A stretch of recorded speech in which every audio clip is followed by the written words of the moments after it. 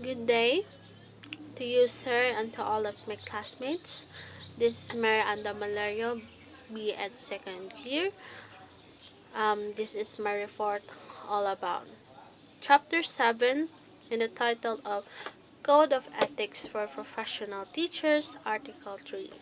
So, what is this topic all about?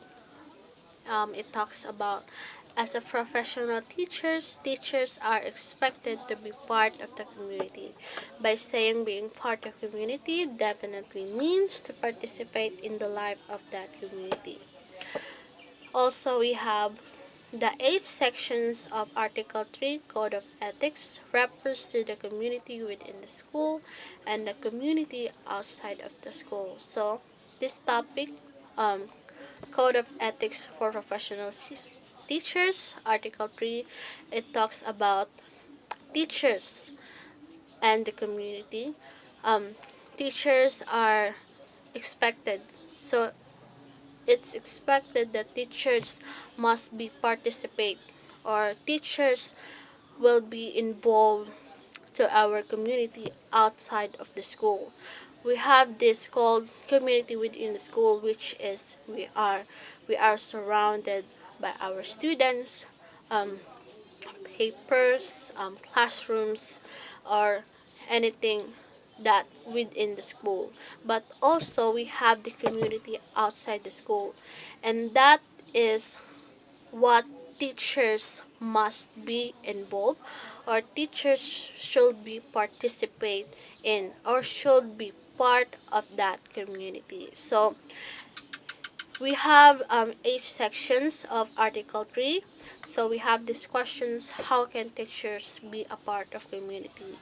So as we all goes along, these questions were going to be answered. So first, we have on the list, um,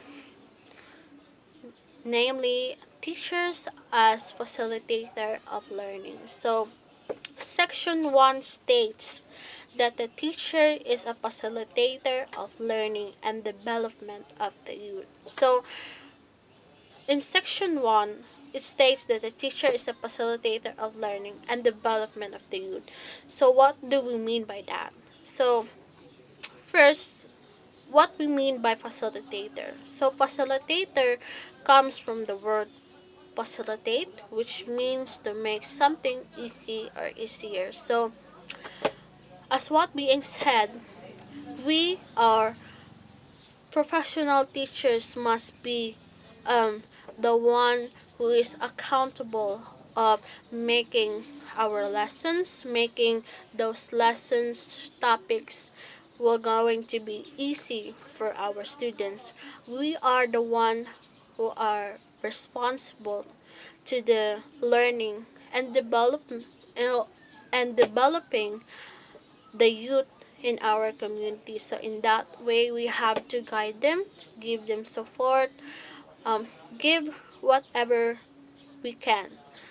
That in that way we can facilitate or we can teach them in a way that it's not difficult for them. So second, we have as a professional teacher, we make learning easier. Simplify the complex and concretize the abstract. In that way, our students find it easier to comprehend the lessons. So, as a professional teachers, we make sure that our learning will going to be easy for our students, enables for them to comprehend or cope up the lessons easier. So because as a teacher, it's our goal to teach our students as much as we can, as we give our best and able for them to understand and to have learned from us to the topics that we are teaching to them. So as a professional teachers, it's our responsible to make learning easier, to make our students feel that learning is a fun activity to to make, not to make them think that learning is hard. So we have this goal that we have to make them feel that learning is fun, learning is enjoyable things to do. So the third, we have to facilitate learning. A conducive learning environment is necessary. So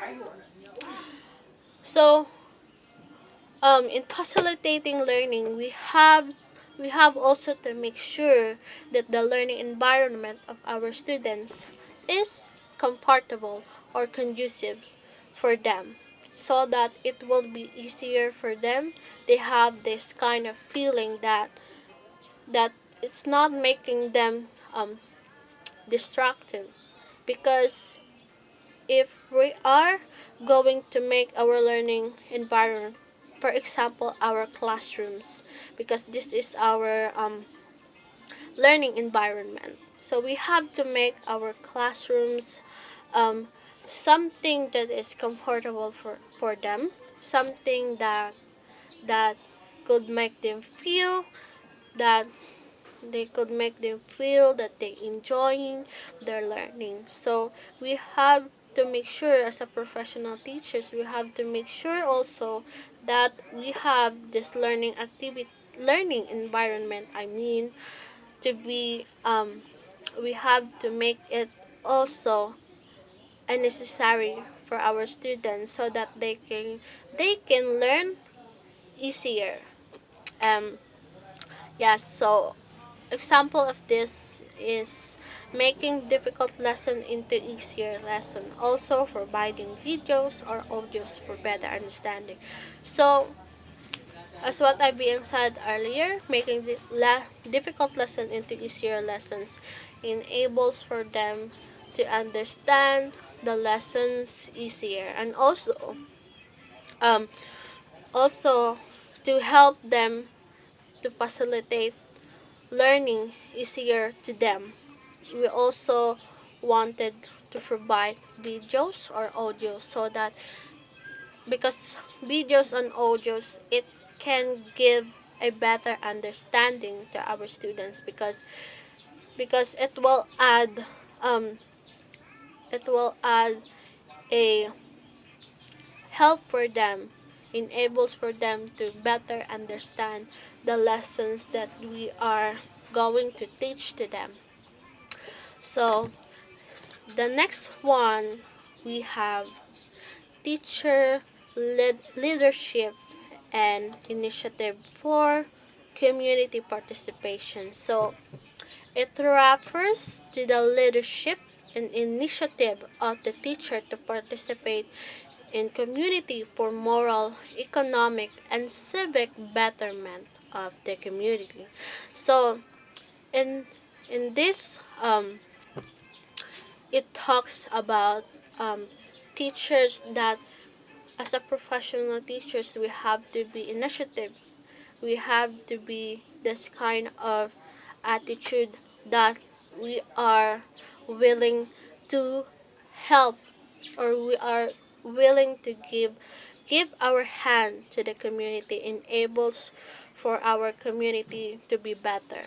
So one of the example of this is local government units ask for help or assistance from teachers. So um, one of the um, one of the examples that I think is example of this is our LGUs. Like, they are seeking help, or they are asking some assistance from us teachers, because as we all know, teachers, we have this leadership, that we have this kind of attitude that we make all of the things put together. So the second is inviting them to join to their activities. So as a teachers, if there's a activity that's going on in our community, we have to be um,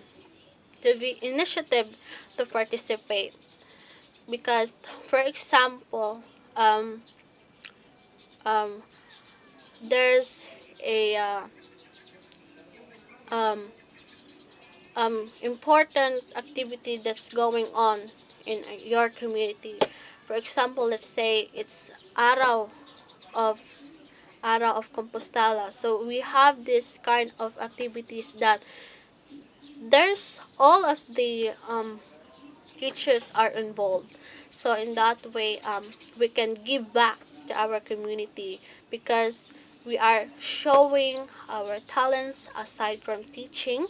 We are sharing our acting skills, dancing skills, singing skills, or whatever it is to our community, so that um, the community, the people who are watching us is enjoying to us. So in that way, we already help the community.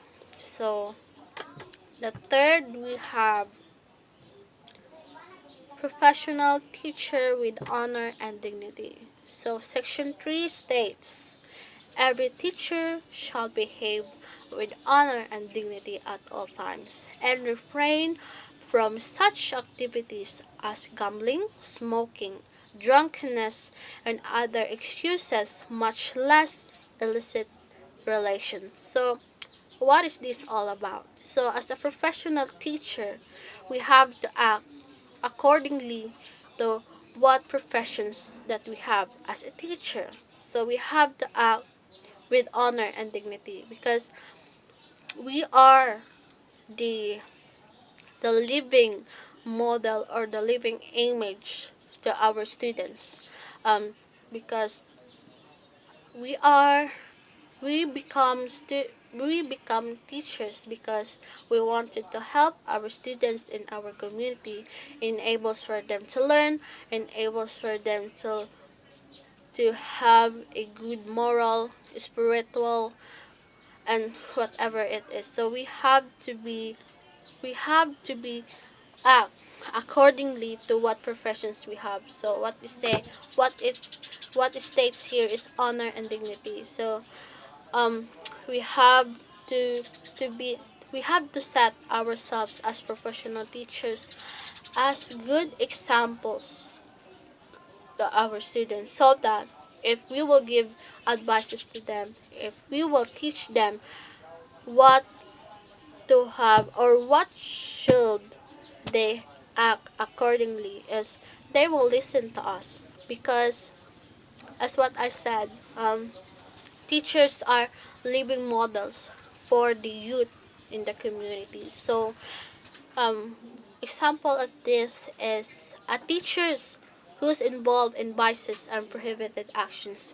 During the class, she gives advice to the students not to drink, smoke, gambling, and etc. But your students mock you and tells who's talking. So yes, as what I've said, if you're a teacher and you are involved in these vices, smoking, gambling, and whatever is it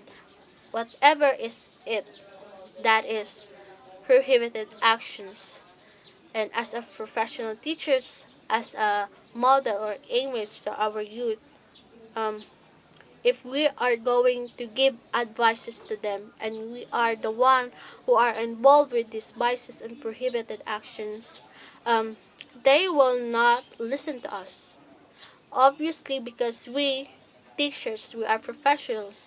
So and we set this kind of examples to them that we are involved in this kind of vices and prohibited actions, so they will not listen to us because they will think that you, as a teacher, you didn't even do it with yourself.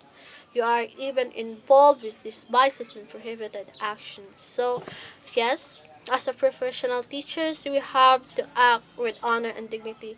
We have to carefully take care of our professions, as we are trained to teach our students in the future that we have to set an good examples to them. So the fourth one, we have teachers' attitudes towards local customs and traditions. So Section 4 expects every teacher to live for and with the community and child. Therefore, study and understand local customs and traditions in order to have a sympathetic attitude. Therefore, refrain from disparaging the community. So one of the example is this is attending culture or traditions related activities in order to understand and to have further knowledge about different cultures. So in this section 4, teachers, every teachers must or expects to be the one who understands these different traditions and cultures that we have in our community, so that we avoid having this attitude that is not should be acted by a professional teacher. So we have to be involved. We have to deeply understand what their cultures are, what this tradition is for us, or enable for us to understand it, and also to have a knowledge and to give importance to these traditions that we have in our local community, because we have, or as a professional teachers, we should act an attitude that is appropriate when it comes to the traditions and cultures that we have.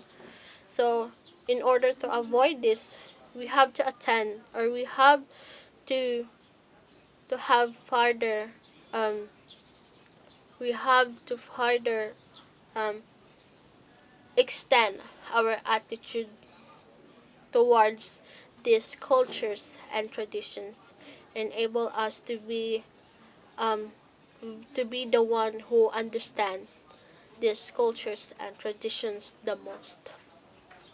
So the people we have the professional teacher and information update. So Section 5 states that the teacher shall help the school's works, accomplishments, needs, and problems, and also to inform the community about the achievements of the school, about the works, and also the activities that are going in our school. So example of this is announcing upcoming school activity to the community, that the school is having a cleaning in the school in preparation to upcoming opening of classes. So in this section 5, it states, or it talks about the school being um being informing the community about what is going on also in the school. So for example, or to the example that I have read earlier, one of the example of this is announcing one of the famous things here in our country is that our schools in our community, for example in Compostela, um in the summer May, they are going to announce that there are going to be an upcoming cleaning to the school for in preparation of the upcoming classes. So that is how it should be. So it's just like um um um from the government or from the community and to the school, and school to the community. So that's what it should be. So as a professional teachers, we have to inform also our community what is going on.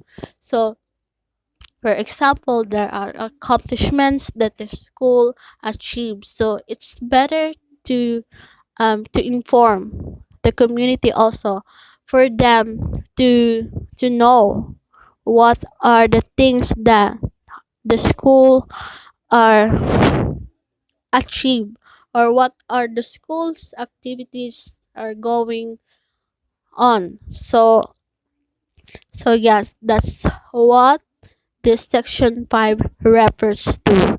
So we have the next one, we have the Parents Teachers Association. So this is very common to to to to people here in the Philippines because we have this PTA. So PTA is an association of teachers and parents with children who are enrolled in school. It is a forum for discussions on school problems and how they can solve. So this is very popular to us um, here in the Philippines, especially if you are a student from public schools. So we have this so-called PTA meeting that teachers and parents of the teachers are involved, that they have discussions about talking to the improvement of the schools. And also this is where um, our teachers, they're gonna be electing parents of their of the students, who is gonna be the president, and then and so on. So we have this also an association. So we can it can still be um referred to as teachers in the community because parents, they are part of the community. So this is where PTA association is um also included in here. So example of this is parents and teachers discussions regarding to the problems in school, sharing their ideas. So this is where the time that the parents of the students have or being acknowledged by the teachers about their they are sharing their ideas, or how they can, or how these parents can be a part to solve the problems that have in the schools. So yes, so this is all about. So the next one, we have the school government council. So this a school government council, as a policy making body, has the school head as chief executive officer, manager, and chief operations officer. It determines general policies on students' welfare, discipline, well-being. It is concerned with the development of the school improvement. So aside from the PTA that we've talked about earlier, we also have this school governing council, um which is the school head as a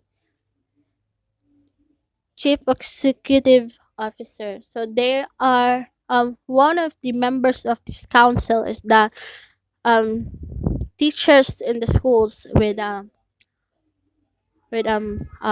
high positions. This is where they are going to it's just like the same with the PTA, but in here um the thing is they are different because the PTA involves parents and teachers, and this school governing council is involved high profession teachers with together with the government in the community. I think one of the examples of this is school heads and government officials having discussions to the development of the school. This is where also they will talk about I think building new infrastructures, new classrooms, that there are going to be the new classrooms of the students. And also it talks about generating policies to the students welfare on discipline and well-being. So that is all about the school government council. So we have the next one, we have the professional teacher and government officials and other professionals. Section 7 states Every teacher shall maintain harmonious and pleasant personal and official relations with other professionals and with government officials, with the people individually or collectively. So example of this is our this section step 7 refers to the professional teachers as well as the government officials and also to the other professionals that it should be as a professional teacher it should be to have good relations not just with your fellow professional teachers but also to the officials of the government and to the other professionals as well to have a good relations with them. So this is very important because um these professionals are they are the ones who are helping for the community. So these professionals like doctors, soldiers, police, um engineers, they are one of the important um people in our community because they are the one who gives services, who helps the community to develop. So it's very important to have or to maintain good relations with them. So the next we have um the last one we have the professional teacher does not use proselyte. Section 8 says a teacher possesses freedom to attend church and worship as appropriate, but shall not use his position and influence to proselyte others. So Section 8 states that a professional teachers they are given this privilege to worship or to attend their consecutive religions that they are belong. But also as a professional teachers, they should not use their position as the teachers. They should not use their position to encourage or to force their students to to belong to the religions that they are in. So examples this is not to force student to choose which religion they should believe.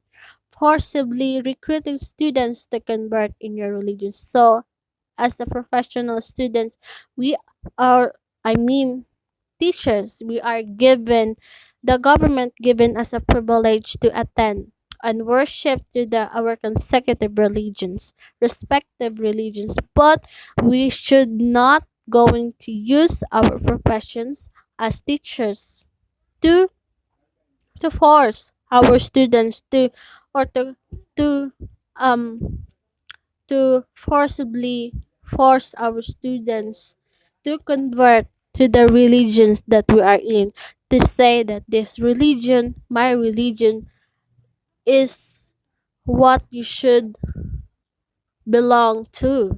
So that's not um that's not good for a professional teachers to persuade their students to convert to the religion because we are not the one who should force them. It's their freedom also to choose what religion they are going to, and also we have to respect the religions of our students. So that's it. I that is the last section of the Article 3 Codes of Ethics for Professional Teachers. That's all about my report. Thank you for listening, and I hope you have learned and you understand what are these 8 sections or what is this Code of Ethics for Professional Teachers, Article 3, all about. So that's all. Thank you and have a good day.